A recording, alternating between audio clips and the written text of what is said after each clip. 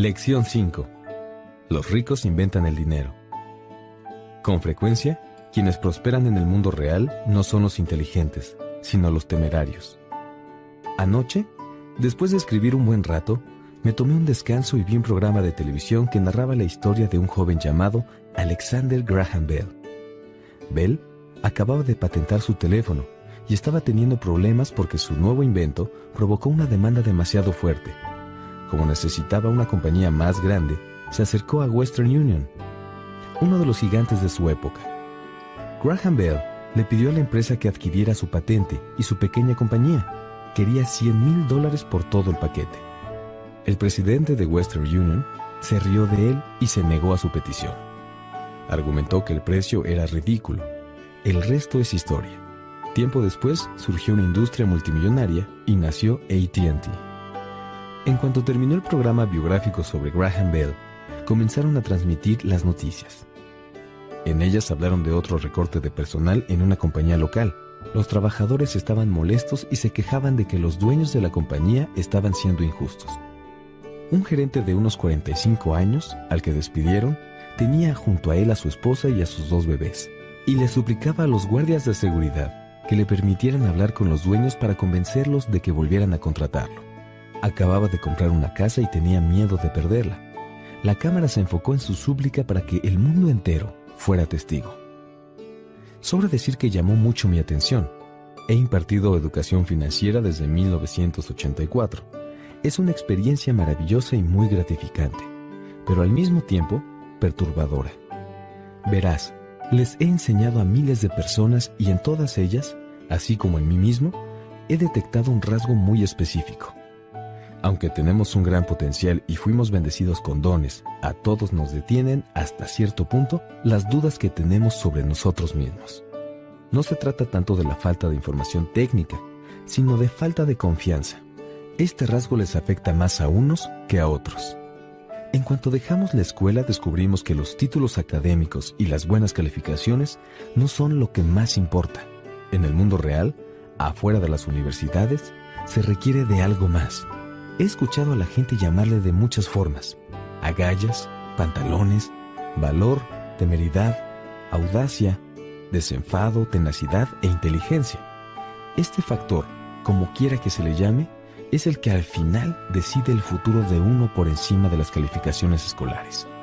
Debo decir que en el fondo, todos somos individuos con agallas, valor, inteligencia y audacia. Pero por desgracia, en nosotros también existe el otro lado de la moneda, ese personaje que podría arrodillarse y suplicar de ser necesario.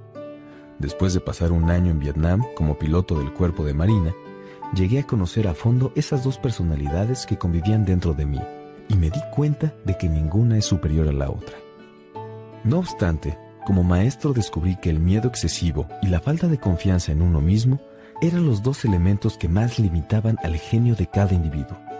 Me rompió el corazón ver a estudiantes que sabían las respuestas, pero carecían del valor para responder y actuar. Con frecuencia, quienes avanzan en el mundo real no son los inteligentes, sino los temerarios. Por experiencia personal, puedo decir que el genio financiero exige tanto conocimiento técnico como valentía, porque si el miedo es demasiado fuerte, entonces logra inhibir al genio. En mis clases les recomiendo mucho a mis alumnos que aprendan a correr riesgos y a permitir que su genio transforme el miedo en poder y lucidez. A unos les funciona y a otros les aterra. Me he llegado a dar cuenta de que, en lo que se refiere al dinero, la mayoría de la gente prefiere jugar a la segura. Muchas veces he tenido que enfrentarme a preguntas como: ¿para qué arriesgarse? ¿Por qué debería tomarme la molestia de desarrollar mi IQ financiero? ¿Por qué tengo que recibir educación financiera? Y en esos casos, siempre respondo: sencillamente para tener más opciones. Verás, nos esperan muchos cambios en el futuro. En los próximos años habrá más gente como el joven inventor Alexander Graham Bell. También habrá cientos de personas como Bill Gates y cada año surgirán en todo el mundo empresas de éxito abrumador como Microsoft. Por otra parte, también habrá más gente y negocios que irán a la bancarrota.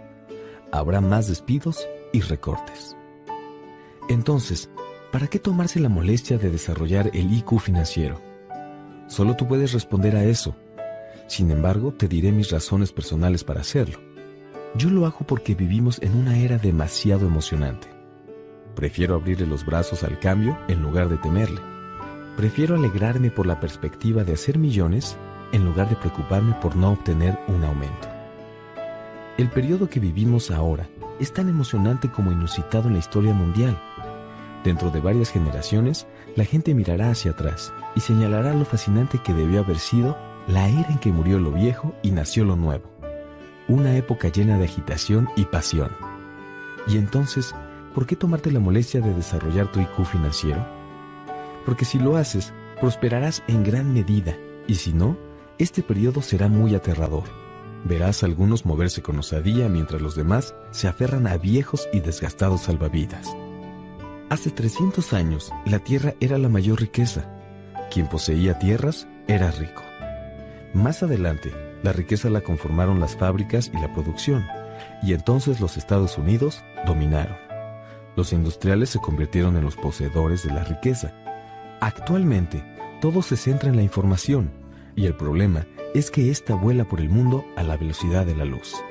A la nueva riqueza no la pueden limitar las fronteras, de la misma manera que sucedía con la tierra y las fábricas. Los cambios serán cada vez más rápidos y dramáticos. Habrá un incremento brutal en el número de nuevos multimillonarios y también habrá muchos que se quedarán atrás. Hoy en día veo a mucha gente que se pasa la vida batallando, que trabaja más solo por aferrarse a ideas rancias, se resiste al cambio y quiere que las cosas sean como antes. Sé de personas que pierden sus empleos o sus casas y culpan a la tecnología, a la economía o a sus jefes. Por desgracia, no se dan cuenta de que el problema son ellas mismas. Las ideas viejas se vuelven su mayor pasivo, pues no logran ver que si bien en el pasado esas mismas nociones eran activos, el pasado se ha ido ya. Una tarde estaba enseñando cómo invertir. Para eso hice uso de una herramienta que yo mismo inventé, el juego de mesa Cashflow. Una amiga trajo a una conocida suya a la clase. Esta amiga de mi amiga se acababa de divorciar y quedó muy mal en el aspecto económico después de firmar su convenio económico. Ahora estaba en busca de respuestas. Nuestra amiga en común creyó que mi clase le ayudaría. El juego fue diseñado para ayudarle a la gente a aprender cómo funciona el dinero. Al jugarlo, se aprende sobre la interacción del estado financiero y el balance general. Las personas entienden cómo se desliza el flujo de efectivo entre ambos y descubren que, si quieren volverse ricas, deben empeñarse a incrementar el flujo de efectivo mensual de la columna de activos, hasta el punto en que exceda los gastos de ese mismo periodo. En cuanto alguien logra lo anterior, puede escapar de la carrera de la rata y meterse al carril de alta. Como ya dije antes, algunos odian el juego y otros lo adoran. Algunos más, de plano, no lo entienden. Esta mujer perdió una oportunidad invaluable de aprender algo aquella noche. En la primera ronda, sacó una tarjeta con una baratija. En ella aparecía un bote. Al principio, la recién divorciada se puso feliz. «Oh, tengo un bote», dijo. Pero luego, cuando su amiga trató de explicarle cómo funcionaban los números en su estado financiero y en el balance general, se sintió frustrada porque nunca le gustaron las matemáticas. El resto de los participantes esperó mientras la amiga continuaba explicando la relación entre el estado financiero, el balance general y el flujo de efectivo. De repente, cuando se dio cuenta de cómo funcionaban los números, comprendió que el bote se la estaba comiendo viva. Más adelante, la despidieron de su empleo y tuvo un hijo en el juego. Fue una experiencia espantosa para ella. Después de la clase, su amiga se acercó y me dijo que la mujer divorciada estaba molesta. Había ido a la clase a aprender sobre inversiones y no le gustó la idea de pasar tanto tiempo jugando un juego tonto. La amiga trató de instarla a mirar dentro de sí misma e identificar si el juego reflejaba lo que le pasaba en la vida real de alguna manera. Y entonces, la divorciada exigió que le devolvieran su dinero. Dijo que la mera idea de que un juego pudiera ser reflejo de su vida era ridícula. Le devolvimos su dinero y se fue. Desde 1984 he ganado millones de dólares haciendo algo que el sistema escolar no hace. En las escuelas, casi todos los maestros se la pasan hablando. Cuando yo era estudiante, odiaba las clases en donde eso sucedía, porque eran aburridas y hacían que mi mente divagara. En 1984, empecé a enseñar con herramientas como juegos de mesa y simuladores. Mi enseñanza se apoya en estas herramientas hasta la fecha, porque me gusta animar a los estudiantes adultos a que se den cuenta de que los juegos reflejan lo que ya saben y lo que necesitan aprender. Lo más importante es que los juegos reflejan el comportamiento. Son sistemas de retroalimentación instantánea. En lugar de que un maestro te dé un sermón, el juego te ofrece una clase personalizada hecha a tu medida. Tiempo después me llamó la amiga de la mujer divorciada para darme noticias de su conocida. Me dijo que se encontraba bien y que estaba más calmada. En el periodo que aprovechó para apaciguarse, pudo detectar una ligera relación entre el juego y su vida. Aunque su esposo y ella nunca fueron dueños de un bote, sí tuvieron todo lo demás imaginable. La mujer se quedó muy enojada después del divorcio porque él huyó con una mujer más joven y porque descubrió que después de 20 años de matrimonio contaban con muy pocos activos. Realmente no había nada que dividir en la separación. Sus 20 años de casados fueron increíblemente divertidos, pero lo único que tenían al final era una tonelada de cachivaches. La mujer divorciada descubrió que su molestia al hacer cuentas, en el estado financiero y el balance general, provenía de la vergüenza que sentía porque no entendía nada. Siempre creyó que las finanzas eran asunto de hombres. Ella cuidaba la casa y cocinaba para los invitados, mientras él se encargaba de lo económico. Ahora estaba segura de que los últimos 5 años de matrimonio, él ocultó dinero para que ella misma no supiera que lo tenía. Estaba enojada consigo misma por no estar al tanto del destino de los recursos, ni haber notado la existencia de la otra mujer. El mundo, al igual que en el juego de mesa, nos ofrece retroalimentación instantánea todo el tiempo. Y si prestáramos más atención, nos percataríamos de mucho más. Un día, hace no mucho tiempo, me quejé con mi esposa de que mis pantalones se habían encogido en la tintorería. Ella sonrió y me dio un codazo en el estómago para informarme que los pantalones no se encogieron, que quien se había expandido era yo. El juego de mesa Cashflow fue diseñado para darle retroalimentación personalizada a cada quien. Su propósito es brindarte opciones. Si sacas la tarjeta del bote y eso te pone en deuda, la pregunta es, ¿qué puedes hacer ahora? ¿Cuántas opciones financieras distintas puedes mencionar? Ese es el propósito. Enseñarle a los jugadores a pensar y a diseñar varias opciones financieras nuevas y distintas. Miles de personas en todo el mundo ya lo jugaron. Quienes logran salir de la carrera de la rata más rápido entienden de números, tienen mentes creativas en el aspecto financiero y reconocen las distintas opciones.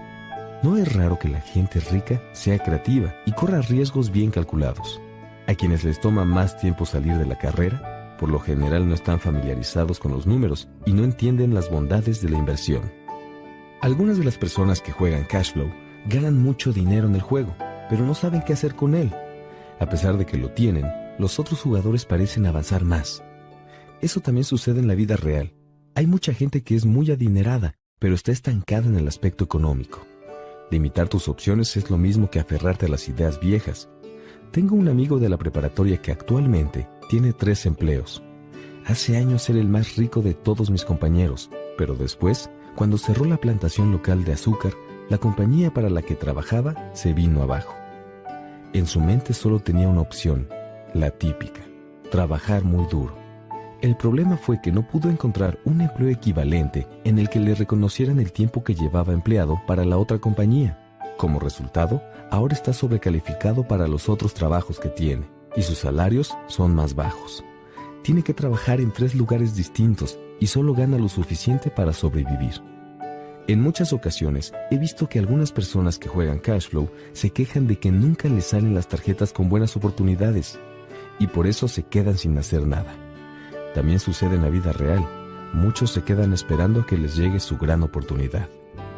También me ha tocado ver a gente a la que sí les llega la oportunidad perfecta, pero no tiene dinero para aprovecharla. Son los mismos que luego se quejan de que ya habrían salido de la carrera de la rata si hubieran tenido los recursos necesarios, y también se quedan sin hacer nada. Lo mismo pasa en la vida real. Muchos se topan con grandes propuestas, pero no tienen dinero en el momento indicado. Y para colmo, también he visto a algunos sacar una tarjeta con una gran oportunidad, leerla en voz alta y quedarse con cara de no tener idea de lo que tienen en las manos. Cuentan con el dinero, el momento es idóneo, les llega la tarjeta, pero aún así no pueden identificar lo que está ante su nariz.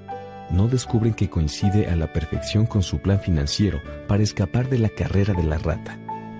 En la vida real conozco a más gente de este último tipo que de todos los otros combinados. La oportunidad de su vida les pasa por enfrente y no la ven. Un año después se enteran cuando ya todo mundo se volvió rico. La inteligencia financiera se trata solamente de tener más opciones. Si las oportunidades no se te presentan, ¿qué más puedes hacer para mejorar tu situación financiera? Si una oportunidad te cae en el regazo y no tienes dinero, y el banco no quiere ni dirigirte la palabra, ¿qué puedes hacer para que esa oportunidad te beneficie? Si tu corazonada es incorrecta y aquello con lo que has estado contando no sucede, ¿cómo puedes transformar un limón en millones? Eso es inteligencia financiera. No se trata tanto de lo que sucede, sino de cuántas soluciones distintas se te pueden ocurrir para volverte rico. Se trata de cuán creativo puedes ser para resolver problemas económicos. La mayoría de la gente solo conoce una solución: trabajar duro, ahorrar y pedir prestado. Entonces, ¿para qué tomarte la molestia de incrementar tu inteligencia financiera? Porque quieres ser el tipo de persona que está interesada en crear su propia suerte. Porque así podrás tomar lo que te llegue y mejorarlo. Muy pocos se dan cuenta de que la suerte, al igual que el dinero, se crea. Y si tú quieres ser más afortunado y generar más dinero en lugar de continuar trabajando duro, entonces es fundamental que desarrolles tu inteligencia financiera. Si eres el tipo de persona que está esperando a que suceda lo correcto, podrías quedarte así por mucho tiempo. Es como esperar a que todos los semáforos se pongan en verde antes de iniciar un viaje de 8 kilómetros. Siendo niños, Padre Rico nos repitió constantemente a Mike y a mí que el dinero no es real. A veces, nos recordaba cuán cerca estuvimos de descubrir el secreto del dinero aquel día que nos juntamos y nos pusimos a fabricar dinero con plomo y yeso de París. Los pobres y la clase media trabajan para obtener dinero, decía. Los ricos lo hacen. Entre más real creas que es el dinero, más duro trabajarás para obtenerlo. Pero si llegas a asimilar que el dinero no es real, te volverás rico en menos tiempo. Entonces, ¿qué es? Era la pregunta que nosotros le hacíamos. ¿Qué es el dinero si no es real? Aquello que creemos que es. Era todo lo que respondía. La mente es el activo más poderoso que tenemos. Si la entrenamos bien, puede producir enorme riqueza en lo que parecerá solo un instante. Asimismo, una mente no entrenada puede producir el tipo de pobreza extrema que podría destruir a una familia por generaciones. En la era de la información, el dinero crece de manera exponencial. Algunas personas se están volviendo ridículamente millonarias de la nada. Solo manejan ideas y contratos. Mucha de la gente que maneja acciones o hace otro tipo de inversiones para vivir, te podría decir que ve que esto sucede todo el tiempo, porque en realidad sí es posible hacer millones instantáneamente de la nada. Y con nada. Es decir, sin intercambio físico de dinero. Todo se hace por medio de contratos y acuerdos. Una señal con la mano en un piso de la bolsa de valores, un parpadeo en la pantalla de los operadores de piso en Lisboa, enviado desde la pantalla de alguien en Toronto, y luego de vuelta a Lisboa. Una llamada a mi corredor para que compre acciones, y unos instantes después las venda. El dinero no cambió de manos, solo fueron acuerdos. Entonces, ¿para qué desarrollar tu genio financiero? Te repito que solo tú puedes responderlo. Sin embargo, te diré que yo me he enfocado en desarrollar esta área de mi inteligencia. Lo hago porque quiero hacer dinero en poco tiempo, no porque lo necesite, sino porque quiero. Es un proceso de aprendizaje fascinante. Desarrollo mi IQ financiero porque quiero participar en el juego más rápido e importante del mundo. Y porque, a mi muy discreta manera, me gustaría ser parte de esta inusitada evolución de la humanidad. La era en que los humanos trabajan solo con sus mentes y no con sus cuerpos. Además, ahí es donde está la acción. Esto es lo que está sucediendo. Está de moda. Es aterrador y muy divertido. Por todas estas razones, invierto en mi inteligencia financiera y desarrollo el activo más poderoso que tengo. Quiero estar con la gente que se mueve con osadía hacia el futuro. No me quiero quedar con los rezagados. Te daré un ejemplo sencillo de cómo se hace dinero. A principios de los 90, la economía de Phoenix, Arizona, era deplorable.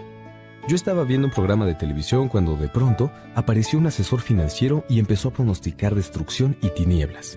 Su consejo fue ahorrar dinero. Guarden $100 cada mes, dijo. En 40 años serán multimillonarios. Bien, ahorrar dinero cada mes es buena idea. Y es una opción, la opción que elige la mayoría. Pero el problema es que ahorrar le cierra los ojos al ahorrador y no le permite ver lo que en realidad sucede. Hace que la gente pierda oportunidades importantes que le servirían para hacer crecer su dinero de una manera significativa. El mundo los va a pasar de largo. Como ya lo mencioné, la economía era deplorable en aquel momento, por lo que las condiciones del mercado eran perfectas para los inversionistas. Yo tenía buena parte de mi capital invertido en el mercado de valores y en edificios de departamentos. Casi no tenía liquidez. Me encontraba comprando todo el tiempo porque la gente estaba vendiendo sus propiedades. Yo no podía ahorrar, solo invertir. Kim y yo teníamos más de $1 millón en efectivo, trabajando en un mercado que crecía con rapidez. Era la mejor oportunidad para invertir. La economía era terrible y yo no podía dejar pasar esos pequeños negocios. Casas que alguna vez valieron $100,000 se vendían por $75,000. Sin embargo, en lugar de comprar con los agentes de bienes raíces locales, empecé a adquirir los bienes inmuebles en las oficinas de abogados especializados en bancarrota y en la entrada a los juzgados. En esos lugares, una casa de $75,000 podía llegar a ser comprada por $20,000 o menos. Con $2,000 que le pedí prestados a un amigo por 90 días con intereses de $200, pude darle un cheque de caja a un abogado para que lo tomara como enganche. Mientras se llevaba a cabo el proceso de adquisición, puse un anuncio en el periódico en el que ofrecía una casa con un valor de $75,000 por solo $60,000 y sin enganche. El teléfono no dejó de sonar. Estudié a los posibles compradores y en cuanto la propiedad fue legalmente mía, les mostré la casa. Fue una locura. El inmueble se vendió en minutos. Pedí $2,500 por concepto de papeleo y trámites. El comprador lo pagó con gusto y a partir de ahí, el depositario y la compañía de títulos de propiedad se hicieron cargo. Le pagué los $2,000 a mi amigo con los 200 adicionales. Se puso feliz al recibirlos. El comprador de la casa estaba feliz. El abogado también estaba feliz y yo, por supuesto, como loco de alegría. Acababa de vender una casa que me costó $20,000 en $60,000. Los $40,000 de diferencia se produjeron a partir de dinero que tenía en la columna de activos en forma de una carta promesa o pagaré del comprador. Tiempo invertido, 5 horas. En el contexto de ese mercado tan deprimido, Kim y yo pudimos hacer 6 de estas sencillas transacciones en nuestro tiempo libre. Mientras la mayor parte de nuestro tiempo estaba invertido en propiedades grandes y el mercado de valores, pudimos generar más de $190,000 en activos, con pagarés al 10% de interés, con esas transacciones a las que yo llamo compra, crea y vende. Esto asciende a un ingreso anual de $19,000, gran parte del cual está protegido por nuestra corporación privada. También, una parte sustancial de los $19,000 sirve para pagar los automóviles, gasolina, viajes, seguros, comidas con clientes y otros gastos de nuestra compañía. Para cuando el gobierno tiene la oportunidad de cobrar impuestos sobre ese dinero, nosotros ya los usamos para cubrir gastos, de una manera legal y permitida, con dinero antes de impuestos. Este fue un ejemplo sencillo de cómo se puede inventar dinero, crearlo y protegerlo con tan solo aplicar inteligencia financiera.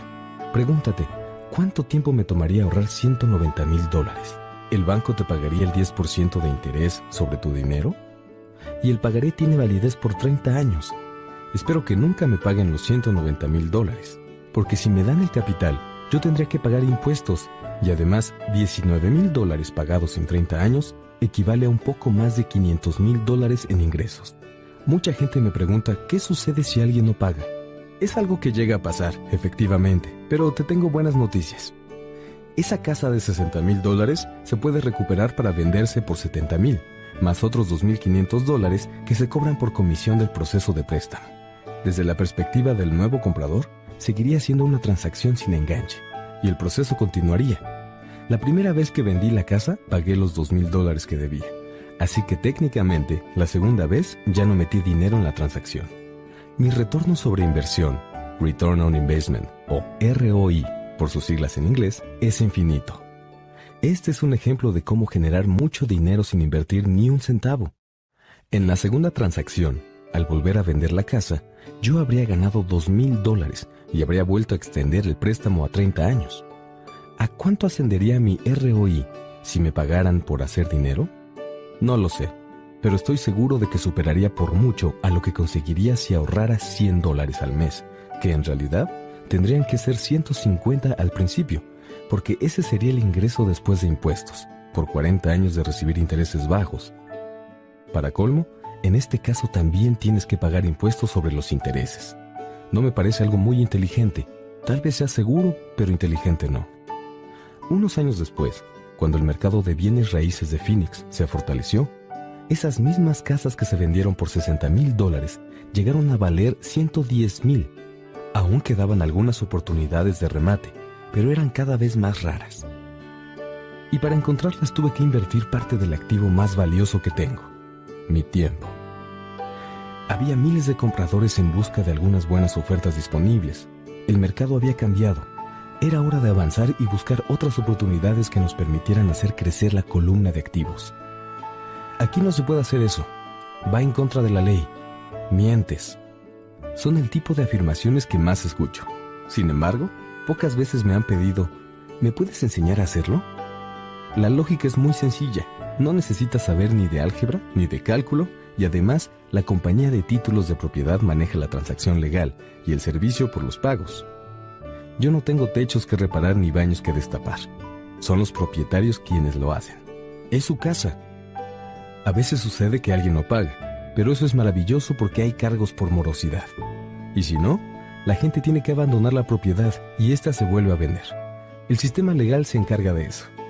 Puede ser que no funcione en tu ámbito porque las condiciones del mercado son distintas, pero el ejemplo ilustra la manera en que un sencillo proceso financiero puede generar cientos de miles de dólares con una inversión modesta y poco riesgo. Es una demostración de lo que sucede cuando el dinero solo tiene la opción de comportarse bien. Además, cualquiera que haya terminado la preparatoria puede hacerlo. A pesar de todas las ventajas, mucha gente no hará algo así porque casi todo mundo prefiere escuchar los consejos tradicionales. Trabaja mucho y ahorra dinero.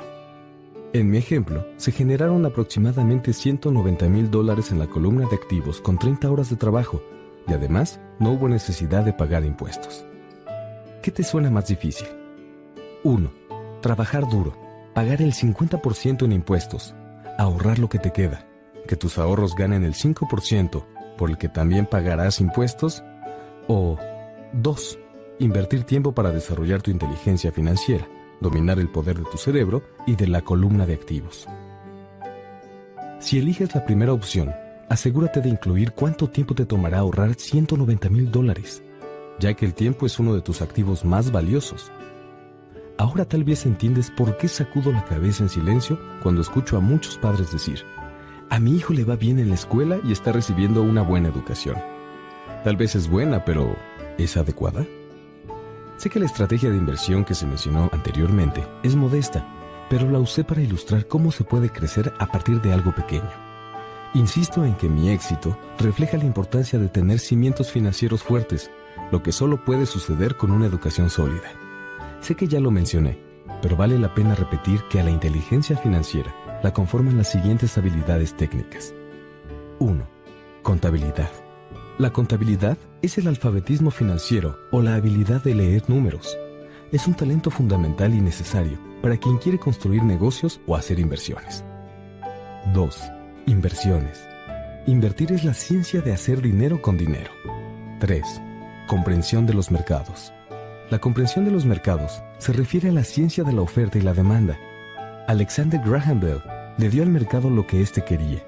También Bill Gates lo hizo. Vender una casa de $75,000 que se ofrece a $60,000 y que costó $20,000 también es resultado de lo que sucede cuando se aprovecha una oportunidad creada por el mercado. Alguien quería comprar y alguien más quería vender. 4. La ley. La ley es el conocimiento de la contabilidad, el sistema corporativo y de las regulaciones estatales y federales. Yo te recomiendo que obedezcas las reglas del juego, ya sea por medio de la adquisición de casas modestas, edificios de departamentos, empresas, acciones, bonos, metales preciosos, tarjetas de béisbol o cualquier cosa similar. Para tener éxito en tu búsqueda de la riqueza, necesitarás estos cimientos básicos o digamos la combinación de las habilidades mencionadas. Unos años después de la experiencia que relaté, el mercado de los bienes raíces repuntó y todo mundo quiso participar. La bolsa de valores estaba en auge y también todos quisieron beneficiarse. La economía estadounidense se estaba recuperando. Yo empecé a vender y en ese entonces viajaba a Perú, Noruega, Malasia y Filipinas. El panorama de las inversiones había cambiado y ya no adquiríamos bienes raíces. Ahora solo observo cómo va aumentando el valor en el interior de la columna de activos y lo más probable es que empiece a vender. Sospecho que algunos de esos 6 negocios de casitas se venderán y que el pagaré de $40,000 se convertirá en efectivo. Tengo que llamar a mi contador y prepararme para recibir dinero y encontrar las maneras adecuadas de protegerlo. Lo que quiero enfatizar es que las inversiones van y vienen. El mercado baja y sube. Las economías mejoran y colapsan. El mundo te ofrece todo el tiempo oportunidades únicas y lo hace todos los días, pero con frecuencia no las identificamos. Las oportunidades, sin embargo, están ahí de cualquier manera. Y entre más cambien el mundo y la tecnología, más oportunidades habrá de que tú y tu familia alcancen seguridad en el aspecto económico por muchas generaciones más. Entonces, ¿por qué tomarte la molestia de desarrollar tu inteligencia financiera? Te repito, que solo tú puedes responderlo. Yo sé bien por qué sigo aprendiendo y desarrollándome. Lo hago porque sé que los cambios son inminentes y porque prefiero recibirlos con los brazos abiertos que aferrarme al pasado. Sé que habrá auges en el mercado y que también habrá colapsos. Quiero desarrollar mi inteligencia financiera de manera continua porque con cada transformación del mercado, algunas personas terminarán de rodillas, suplicando que no les quiten el trabajo. Mientras tanto, otros tomarán los limones que la vida les ofrece. A todos nos regala algunos de vez en cuando y los convertirán en millones. Eso es la inteligencia financiera. Con frecuencia me preguntan acerca de los limones que yo he convertido en millones. Pero no me agrada mucho usar ejemplos de las inversiones que yo he hecho porque parece que estoy presumiendo. Por supuesto, esa no es mi intención. Utilizo los ejemplos solo como ilustraciones numéricas y cronológicas de casos simples y reales. Lo hago porque quiero que sepas que es sencillo y porque entre más te familiarices con los 4 pilares de la inteligencia financiera, más fácil te será hacerlo por cuenta propia. En lo personal, uso 2 vehículos principales para el crecimiento financiero: bienes raíces y acciones de baja capitalización. Los bienes raíces son mi base. Día tras día, las propiedades me proveen un flujo de efectivo y, en ocasiones, incrementos repentinos en valor. Las acciones de baja capitalización las uso para el crecimiento acelerado. Debo señalar que no estoy recomendando que hagas nada de lo que yo hago. Los ejemplos son eso, ejemplos. Si la oportunidad es demasiado compleja y no entiendo bien la inversión, no participo. Lo único que necesitas para que te vaya bien en el aspecto económico es manejar un nivel sencillo de matemáticas y contar con sentido común. Existen 5 razones por las que uso ejemplos. 1. Para inspirar a la gente a que aprenda más. 2. Para hacer saber que el proceso es sencillo si los cimientos son sólidos. 3. Para demostrar que cualquier persona puede adquirir gran riqueza. 4. Para demostrar que hay millones de formas de alcanzar tus objetivos. 5. Para demostrar que esto no es física nuclear. En 1989, solía trotar en los alrededores de un encantador vecindario de Portland, Oregon. Era en los suburbios y había casitas como de cuentos de hadas. Todas ellas eran pequeñas y lindas. De hecho, en cualquier momento esperaba encontrarme a Caperucita Roja saltando por la acera camino a casa de su abuelita. A pesar de lo agradable del lugar, por todos lados se veían anuncios que decían «Se vende». El mercado maderero estaba en terribles condiciones. La bolsa de valores acababa de colapsar y la economía estaba en depresión. Un día noté un letrero más alargado que los demás. Se veía viejo. Al pasar trotando por ahí, me encontré al dueño. Lucía abrumado. «¿Cuánto pide por su casa?», le pregunté. El propietario volteó y sonrió discretamente. «Hágame una oferta», contestó. «Lleva todo el año en venta. Ya nadie se acerca para verla». «Yo quiero verla», dije. Media hora después, compré la casa por $20,000 menos de lo que pedía el dueño. Era una adorable casita de 2 habitaciones con coloridos marcos en todas las ventanas. Era de color azul con acentos grises y databa de la década de los 30. En el interior había una hermosa chimenea. Las habitaciones eran pequeñitas. Era perfecta para rentarse. Le di $5,000 como enganche por una casa de $45,000, que en realidad valía $65,000. El problema era que nadie quería comprarla. El dueño se mudó una semana después, feliz de haberse liberado de la propiedad. Entonces mi primer inquilino la ocupó. Era un profesor universitario. Después de cubrir los gastos de hipoteca, mantenimiento y administración, comencé a recibir unos modestos $40 al final de cada mes. No era muy alentador. Un año después, el abatido mercado de bienes raíces de Oregon comenzó a repuntar. Muchos inversionistas de California, cargados con el dinero que estaban recibiendo gracias a su próspero mercado inmobiliario, se apresuraron a ir al norte y comprar todo lo posible en Oregon y Washington. Le vendí la casita a una joven pareja de California por $95,000. Ambos estaban convencidos de que era una ganga. Las ganancias de capital, de $40,000 aproximadamente, participaron en un intercambio de impuestos diferidos que ofrece la sección 1031 de impuestos internos. Después de eso, fui a buscar en dónde guardar mi dinero.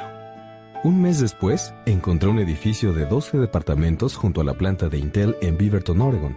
Los dueños vivían en Alemania y no tenían idea de lo que valía el lugar. Como en los casos anteriores, solo querían deshacerse del inmueble. Les ofrecí $275,000 por un edificio de $450,000. Aceptaron vendérmelo por $300. Lo compré y lo conservé por 2 años. Haciendo uso del mismo proceso de intercambio de la sección 1031, lo vendimos por $495,000 y adquirimos un edificio de 30 departamentos en Phoenix, Arizona. Para ese entonces, Kim y yo ya nos habíamos mudado allá con el objetivo de librarnos de la lluvia. Además, necesitábamos vender de todas formas. Al igual que el mercado de bienes raíces de Oregon, el de Phoenix también se encontraba deprimido. El edificio de 30 departamentos tenía un valor de $875,000 y el enganche era de $225,000. El flujo de efectivo que generaban los 30 departamentos era de poco más de $5,000 mensuales. Poco después, el mercado de Arizona comenzó a activarse y unos años más tarde, un inversionista de Colorado nos ofreció $1.2 millones por la propiedad. El punto central de este ejemplo es la forma en que una cantidad pequeña puede convertirse en una mucho mayor. Pero una vez más, todo depende de entender estados financieros, de estrategias de inversión y de tener conocimiento del mercado y de la ley. Si la gente no domina estos temas, entonces tiene que apegarse al dogma de siempre, que es jugar con certeza, diversificarse e invertir en oportunidades seguras. El problema de las inversiones seguras es que con frecuencia están prácticamente esterilizadas, es decir, son tan seguras que las ganancias son menores. Para protegerse a sí mismas y a sus clientes, la mayoría de las grandes agencias de corretaje no se involucran en transacciones de especulación, y creo que es una política inteligente. Las oportunidades de negocio más prometedoras nunca se las ofrecen a los novatos. A menudo, los negocios que permiten que los ricos se vuelvan más ricos están reservados para aquellos que entiendan bien el juego. De hecho, es técnicamente ilegal ofrecerle negocios de especulación a alguien que carece de preparación financiera. Pero por supuesto, llega a suceder. En mi caso, entre más sofisticado se vuelva mi conocimiento financiero, más oportunidades se me presentan. Otra razón para desarrollar tu inteligencia financiera a lo largo de tu vida es que si lo haces, recibirás más oportunidades. Y entre mayor sea tu inteligencia financiera, más sencillo te será identificar si el negocio que te ofrecen es bueno. Solo tu inteligencia puede darse cuenta de que el trato es malo, o incluso puede transformar un trato malo en uno bueno. Entre más aprendo, y claro, hay mucho por aprender, más dinero gano, por la sencilla razón de que obtengo más experiencia y sabiduría con el paso de los años. Tengo amigos que siempre juegan a la segura, trabajan duro en su profesión y no adquieren una visión financiera amplia, la que exige cierto tiempo de desarrollo. Mi filosofía general consiste en plantar semillas en la columna de activos. Esa es la fórmula. Comienzo con poquito y planto semillas. Algunas de ellas crecen y otras no. En nuestra corporación de bienes raíces tenemos propiedades que llegan a valer varios millones de dólares. Son nuestro fondo de inversión inmobiliaria, o REIT, por sus siglas en inglés. Lo que trato de decir es que buena parte de esos millones comenzaron siendo inversiones entre $5,000 y $10,000. Todos los enganches tuvieron la suerte de participar en un mercado que crecía con rapidez, y de incrementarse libres de impuestos. Durante muchos años continuamos intercambiando inmuebles. También tenemos un portafolio de acciones, protegido por una corporación a la que Kim y yo llamamos nuestro fondo mutualista personal. Tenemos amigos que hacen negocios con inversiones que, como nosotros, reciben algo de dinero extra cada mes y desean invertirlo. Nosotros compramos compañías de alto riesgo, privadas y especulativas, que están a punto de empezar a cotizar en la Bolsa de Valores de los Estados Unidos o de Canadá. Ahora te daré un ejemplo de la rapidez con que se pueden generar ganancias. En primer lugar, puedes comprar 100,000 acciones, a 25 centavos cada una, antes de que la compañía empiece a cotizar en la bolsa. 6 meses después, cuando la compañía ya cotiza, las 100,000 acciones valen $2 cada una. Si la compañía es bien administrada, entonces el valor continúa subiendo y las acciones pueden llegar a valer $20. Ha habido años donde nuestros $25,000 de la inversión inicial, en menos de 12 meses, se convierten en $1 millón. Si sabes bien qué haces, entonces no es como si estuvieras apostando. Apostar es meter dinero a un negocio y ponerse a rezar para que el azar te favorezca. En cualquier ámbito, la idea siempre es aprovechar tu conocimiento técnico, tu sabiduría y tu amor por el juego, para minimizar los riesgos y las probabilidades de que algo malo suceda. Como es de esperarse, siempre hay riesgos, pero la inteligencia financiera los reduce. Es por ello que constantemente motivo a la gente a que invierta más en su educación que en acciones, bienes raíces o productos de otros mercados. Entre más preparado estés, mayores oportunidades tendrás de vencer los malos pronósticos. Las acciones en que yo invertí eran extremadamente riesgosas para la mayoría de la gente y por tanto no las recomiendo. He estado en este juego desde 1979 y he pagado caro mis errores. Pero si tú vuelves a escuchar por qué inversiones como esta son de alto riesgo para muchos, podrías organizar tu vida de una forma distinta y lograr que la habilidad para hacer que $25,000 se conviertan en $1 millón en un año no implique tantos riesgos para ti.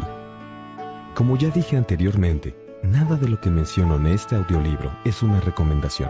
Solo son ejemplos de procesos sencillos y posibles. Lo que hago es una nimiedad si se compara con lo que sucede en otros contextos. Sin embargo, para el individuo promedio, un ingreso pasivo de más de $100,000 al año puede resultar muy conveniente y fácil de obtener.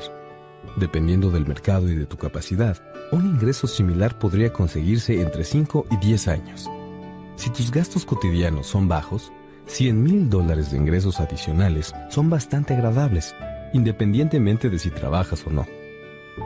Puedes hacerlo, pero también puedes tomarte tiempo libre si lo deseas y usar el sistema fiscal del gobierno en tu beneficio, en lugar de tenerlo en contra. Mi base personal son los bienes raíces. Me encantan los inmuebles porque son estables y se mueven con lentitud. Siempre mantengo mis cimientos sólidos. El flujo de efectivo es constante y si se les administra de la manera correcta, existe la posibilidad de que se incremente su valor. Lo mejor de contar con una base fuerte de bienes raíces es que me permite correr riesgos mayores, como lo hago con las acciones especulativas. Si obtengo ganancias fuertes en el mercado de valores, entonces pago mis impuestos por ganancias de capital y luego reinvierto lo que queda en bienes raíces. De esa manera, voy asegurando aún más mis activos fundamentales. Debo mencionar algo más sobre los inmuebles.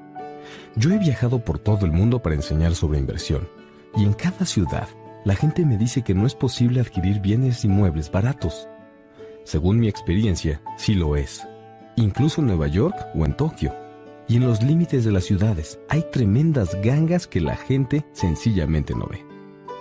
En Singapur, a pesar de los elevados precios de los inmuebles, es posible encontrar buenas ofertas a poca distancia.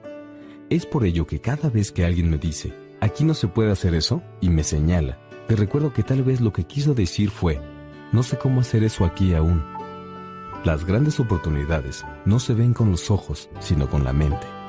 La mayoría de la gente no se vuelve rica nunca porque no está entrenada en el aspecto financiero para reconocer oportunidades que están justo frente a ella. Con frecuencia me preguntan, ¿cómo empiezo? En el capítulo final de este audiolibro se ofrecen 10 pasos que tomé en el camino hacia mi libertad financiera. Pero recuerda que, a pesar de todo, siempre tienes que divertirte. Creo que cuando aprendas las reglas y el vocabulario del ámbito de la inversión y comiences a construir tu columna de activos, descubrirás que es tan divertido como el mejor juego en que hayas participado en tu vida. Algunas veces ganas y otras aprendes. Hay algunos que nunca ganan porque tienen mucho miedo de perder. Por eso me parecía tan tonta la escuela. Ahí nos enseñan que los errores son malos e incluso nos castigan al cometerlos. Sin embargo, si observas la manera en que aprendemos los humanos, comprenderás que fuimos diseñados para hacerlo a través de nuestras equivocaciones. A caminar aprendemos cayéndonos. No existe otra manera de hacerlo. Sucede lo mismo cuando empezamos a andar en bicicleta. Yo todavía tengo cicatrices en las rodillas, pero ahora puedo andar en bicicleta sin siquiera pensarlo. Bien, pues también pasa lo mismo en el proceso de volverse rico. Por desgracia, mucha gente no llega a hacer dinero porque le aterra perder. Ese no es el caso de los ganadores porque, a diferencia de quienes nunca tienen éxito, ellos no temen perder. El fracaso es parte del proceso de alcanzar el éxito, y por eso, la gente que lo elude tampoco triunfa. Yo veo al dinero de la misma manera que veo un juego de tenis. Juego fuerte, cometo errores, los corrijo, cometo más errores, los vuelvo a corregir y mejoro. Si pierdo el juego, me acerco a la red, estrecho la mano de mi oponente, sonrío y digo, te veo el próximo sábado. Existen dos tipos de inversionistas. El primer tipo, que es también el más común, es el de las personas que adquieren inversiones en paquete. Le llaman a un distribuidor que, en este caso, equivaldría a una empresa de bienes raíces, a un corredor de bolsa o un asesor financiero y compran algo. Puede ser un fondo mutualista, un REIT, acciones o bonos. Esta es una forma limpia y sencilla de invertir. Es algo parecido al comprador que va a una tienda de computadoras y adquiere una directamente de los exhibidores. El segundo es el de los inversionistas, que crean inversiones. Por lo general, este inversionista arma un negocio de la misma manera que alguien que compra componentes para construir una computadora. Yo no tengo idea de qué se necesita para ensamblar componentes, pero sí sé muy bien cómo juntar oportunidades. Y si algo me sobrepasa, también conozco a gente que sabe hacerlo.